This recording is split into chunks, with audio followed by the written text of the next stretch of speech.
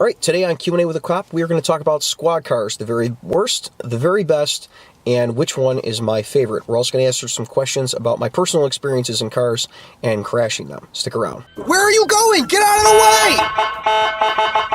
All right, so let me give you a little bit of background. When I started on the job, we had 2002, 2003 body style Chevy Impalas, and they had a 3.8 liter, the 3800 series engine that everybody really liked from those model years. I mean, they were good engines and good cars for general driving.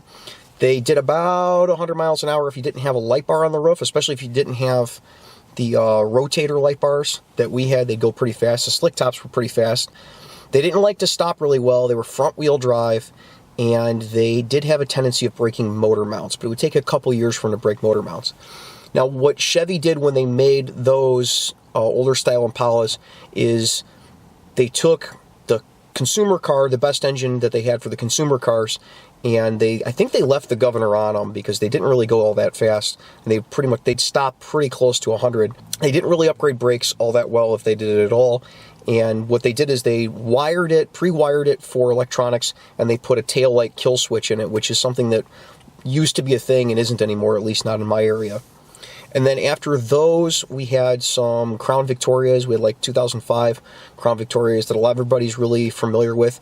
And the Crown Vic stayed on and off between, the 90s as the same car all the way through when they were discontinued, which I think was like 2011, 2012, somewhere in there. I've driven a lot of Crown Victorias over the years. That's probably my preferred car, more because of the comfort of it than anything else. They're not really fast off the line, the Crown Vics, and they never really have been fast off the line. They're big, brutish cars, but they have a lot of space inside, especially for me. When I'm training somebody else, I'm going to be in the passenger seat because I like to get guys driving as fast as I possibly can when I'm training them. The passenger seat is way bigger in a Crown Vic than it is in any other squad that I've driven. I haven't driven the Tahoes or the Suburbans. I hear those are really nice. Those are really spacious, but we don't have them where I'm at, so I really can't speak to that. After that, we got the 2007 Chevy Impalas, which are like the bubble body Chevy Impalas, and I don't know who designed those. I have no idea who designed them, but I get the impression that when they made those cars, what they did is they took the consumer car with the 3.8 liter engine, and they took the governor off of it and wired it for electronics, and that's about it. Because they were unbelievably fast. I really think that they were too fast. Like they were far faster than the brakes that were supposedly upgraded. The brakes could handle. They were so fast that when I got my first one, when it was brand new, I almost crashed the thing. In fact, my worst crash I've ever had was in a Chevy Impala. It was a 2007 Chevy Impala, that body style. It was so fast. The first time I was driving it, I had it a month, and a guy got in a pursuit at my department, and I was trying to catch up with him on the expressway. We get this big, long, straight expressway down the middle of town, and you can get up really good speeds without even knowing it if you're in the right car. So I get on the ramp to get on the E-way, and I punched it because I'm trying to catch up. The guy's maybe a couple miles ahead of me, right? And I know he's doing 70, 80 miles an hour. So I punch it right off the ramp, and I'm driving. The Impalas, the 07 Chevy Impalas are really smooth. It was really hard to tell how fast you were going. I look down, and because I can see the red and blue lights up ahead, and I look down, and I see the speedometer says I'm doing like 137 miles an hour. So knowing what I know about driving Crown Vics, I knew that over 100, 110, you start getting to 120s, they don't like to stop. So I let off the gas, and just ever so, just barely, just lovingly kissed the brake pedal, just the ever slightest amount, and the back end of the Chevy Impala starts sliding out. I could feel it sliding out on me. I says, oh, this is no good. So I let off the brake completely, let off the gas, and I let the car coast down to 110 before I tried the brake again, and then it slowed down. But coasting down to 110, because the things are actually pretty streamlined, I actually passed the pursuit on the left-hand side and then had to wait for the pursuit to catch up to me because the car was going so fast and I couldn't stop it. They supposedly had like high-performance tires on them. I mean, they work all right. The tires were all right, but I don't think the brake system was never upgraded to deal with the speeds that the Impalas would get. Now, the big claim to fame with the '07 Chevy Impalas was that they got really good fuel economy, which they did if you didn't drive them hard. Like, I know community college department near me had the '07 Chevy Impalas, like that model year, and they really liked them because their guys could drive them for like 2 days on a tank of gas. But when you're driving hard to places, if you're driving to calls, or you're driving fast, or you're hopping on and off the expressway, like troopers that use them and punch up to 60 miles an hour and then slow down, and punch up to 60 miles an hour and slow down.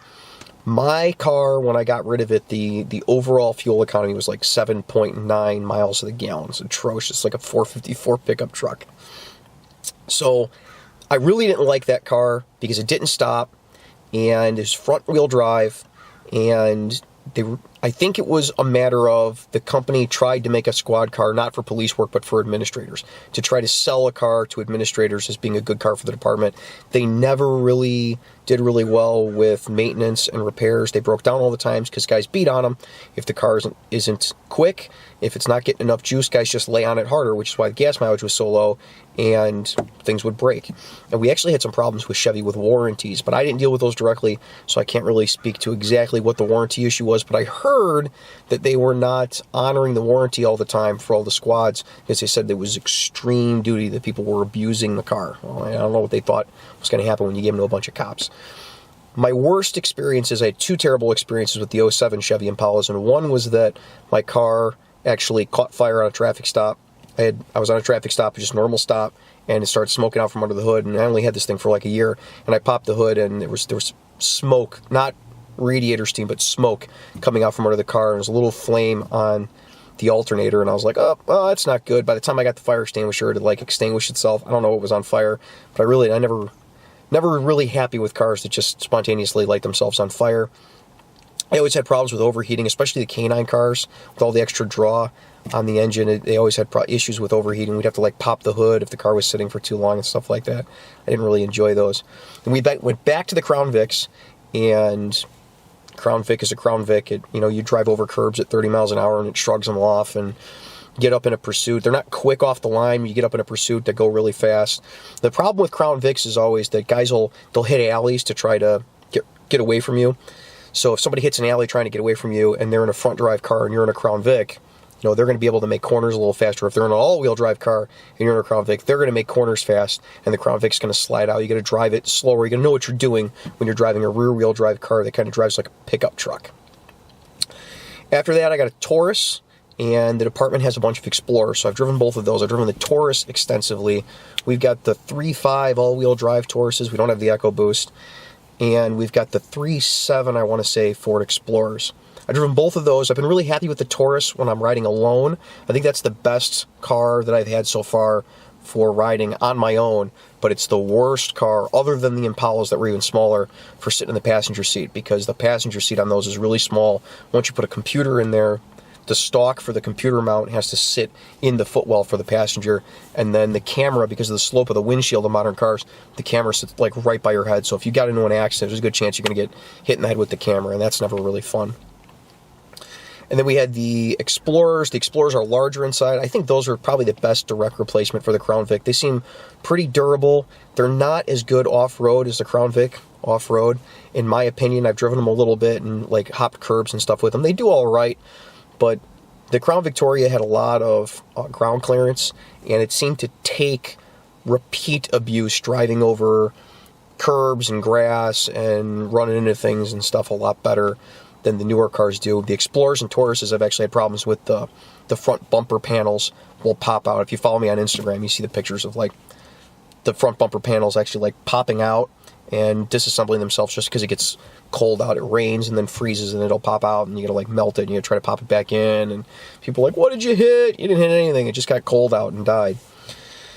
So that's been kind of, we have a Charger. We have a 5.7 Charger. I've driven that once or twice, and we had 2.7 and 3.5 liter Chargers that we have as unmarked cars, and those aren't the best. All of ours are rear-wheel drive, and it gets snow up here on the south side, and if it gets snowy and in those, the traction control is so good, the car literally won't drive fast in the snow. It'll just drive slower. The thing just drives slow, so it keeps traction. So unlike the Crown Vic, where on a side street, if it was a little snowy, a little rainy, you could gun it and just whip the back end around. And that was always the best thing about Crown Vics, is that they were really maneuverable. And because it's rear-wheel drive, you could crank the wheel over and you get really good turning radius on them because you could swing the back end a little bit. The Chargers don't like to swing around, and they really don't like getting taken off of the road anywhere or hopping curbs or anything like that. I haven't had a really good experience with them in that regard. You got to be a little more careful with them than you do with the Crown Vics. Overall, if I could pick a brand new car off the lot to be my squad today, that's made today, I would probably take the Explorer. It's got enough room, it would work best for me. And if I could take any car off the lot to do again, I would probably take the Crown Vic, just because they're a lot of fun. Like, they're a whole lot of fun. You ever seen the beginning of Chicago Code, where they're chasing a car? You see the two Chicago squads and like sliding sideways across the road. It's just so much fun to drive the Crown Vics, and I'm going to miss them. When the last one finally goes, I'm going to miss the Crown Victorias. All right, so let's see if I covered that. Sedan 57 Chevy asks, what was your favorite police patrol vehicle you've used over the years? I know the obligatory Crown Vics, and you've had a Taurus. As a car guy, I'm curious to get your opinion on what's your favorite and why. My favorite is the Crown Vic. I've always loved that. If I had to pick a new car today, it would be the Ford Explorer. Like I said, I think that's the direct replacement for that. But they're all-wheel drive. At least Ford kind of pushed the all-wheel drive thing, and I give them that credit. That the all-wheel drive on the Explorer, it makes it a better overall police car. But you can't beat the Crown Vic for fun. They were a good time, and I'm going to miss them when they're gone. Let's see. Oh, here's a good one. World famous GI says, I am in college and need a decent car for not much money. This is a scary way to start a question about police cars. I have to commute because I can't afford room and board. I've been looking at used Crown Victoria police interceptors, and I was wondering if you think it was a wise choice to get a used cop car, and if so, what should I look for in one, and what should I steer clear of? Thanks. Unless you're a mechanic, you should steer clear of used police cars entirely. The Crown Vics have problems with timing belts. Their timing goes bad and you blow the engine up. You can imagine a person like me, I'm talking about hopping curves and driving them off-road and stuff. That happens with pretty much all of them, regardless of what administrators tell you. Shit happens. Sometimes you have to do things on the street. You have to drive over things you shouldn't be driving over, driving through parking lots filled with big potholes and stuff all the time, driving in gravel alleys, miles of driving in gravel alleys every night. So unless you have the time and inclination to put the money into fixing the suspension, keeping the timing up on the car, and putting some real maintenance into them, I don't suggest buying used police cars. Especially the Crown Vics, it's always a mixed bag, and departments will sell the cars at auction, and then used car lots especially will take those cars and they will paint them black or paint them gray or paint them teal or paint them burgundy and tell people that they were detective cars, and that they didn't see a lot of use. I don't know about the rest of the country, but detective cars, where I'm at, the detectives normally drive nicer cars. They don't drive a lot of Crown Vics. The ones that do drive Crown Vics, they're in good shape, but that's a very small minority of them. What you get a lot is their unmarked cars that were driven by a TAC unit. You think I'm hard on cars or patrolmen are hard on cars? TAC units are extremely hard on cars. They beat on cars. They're riding cars all night. They're putting 4 guys in them, plus all of their gear in the trunk for 4 guys. So they're overloading the crap out of the car and then driving it through parking lots and driving it over curbs and chasing after people and driving through public parks and stuff. You do not want to end up with a Crown Vic that's like teal or burgundy or something, or black, that was assigned to a TAC unit that was an unmarked car, because that is going to be in terrible shape. And I hear people all the time say, oh, I bought this car and they said it was a detective car. No, it's not a detective car. Chances are you didn't get a detective car. There's very few chief of police cars out there. If you get a car, a department owns a car, and it was used by a detective or used by an administrator, what they do when they're done with that car is they give it to a TAC unit, or they give it to their public works or something like that. Like, towns don't drive a car for 30,000 miles and then get rid of it. Oh, we're going to get rid of this car. We don't need this car anymore. That's not how most of them work. I mean, maybe you'll find someone somewhere that did that, but I'm telling you, they tell you it's a detective car and it's got like 30 to 60,000 miles on it, probably got beat the crap out of by a TAC unit, and then somebody put a good paint job on it, and they're selling you a load of crap. So don't buy that used squad car, especially if they tell you it's a detective car. You're actually better off buying from an auction directly, if you wanted to go that route, a really high mileage Crown Vic from a department. Because if it got 200,000 miles on it, hopefully it got 200,000 miles because someone was maintaining it and was doing a lot of driving around circles in a parking lot of a community college or a university, and not a whole lot of miles on the highway doing 137 with me. So next we got Big Ben Gaming says, have you ever got into a crash with your cop car? Yes. I don't know too many people who haven't crashed a squad car that are police and have been police for 10 years. That's just kind of how it happens. You're going to end up cracking up cars. That's a fact of driving 8 hours a day. You know, you're going to drive 8 hours a day, you're going to turn lights on and then go through intersections. You're basically doing things that would ordinarily be illegal. They're outside the normal realm of what you would do with a car, and you're going to do that for 8 hours a day, 5 days a week, or 12 hours a day, 4 days a week, or whatever. You're going to crash. I'm not sure if I think it's been 7 years now, so I once crashed a car. It was a Chevy Impala, and it was a slick top. So I was driving, and a guy was chasing a car. I forget what he was chasing it for, but he was pursuing a car, and I was trying to catch up with the pursuit. I was only 3 or 4 blocks behind him, but it was snowing, and I didn't know there was ice under the snow because I had just come out of the station. And driving down the street, and there's a car in the left lane. It's a 4-lane, non-divided road. So 2 lanes one way, 2 lanes the other way. And I got up behind this car, and I thought he saw the lights on. So I'm driving with the lights on. I thought he saw the lights on. He starts moving to the right, and I go around him, and he goes to make a left-hand turn. So he must have been making a wide turn. I cranked it hard to the left to go try to get around him, and I'm laying on the air horn. Of course, he didn't hear me. It's late at night. He might have been drunk or something. I don't know. But the front end of my car got too far to the side of the back end of my car, and in a front drive car, once that back end starts sliding around, if you don't correct really fast, it's over. So I cranked the wheel all the way over to the right, got off the brake, and it just starts spinning, right? And I ended up backward into a building. That was a terrible, terrible experience. Thank God I wasn't driving that fast. Thank God I had my seatbelt on, and thank God I hit rear end first, so I had all the crumple zone in the back of the car and the back seats before it got anywhere near me. So I am not without, when I talk about doing reasonable stuff, especially with driving, I am not without fault, but please learn from my mistakes. That was a terrible mistake to make. It was snowing. I shouldn't have even tried to catch up. And then that's another thing to think about, is if you're going to pursue a car, you got to think about the weather conditions, because that was bad news all the way around, trying to chase a car in the snow. And I got caught up in it. We ended up totaling a car, crashing into a building, totaling a car that was in a building, a classic car that was in a building. No good at all.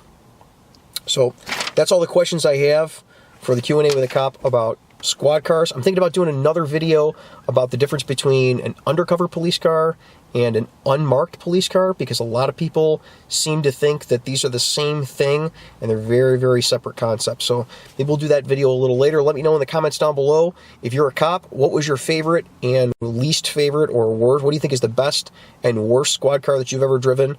And if you want to see undercover versus unmarked, put a comment down there on if you think that would be a good idea. Until next week, you guys be safe and take care of each other. I'd like to thank all the Patreon supporters, and especially the shift supervisor level Patreon supporters that we have listed here. Your contributions are what allows free field training to continue on and become better. Thank you.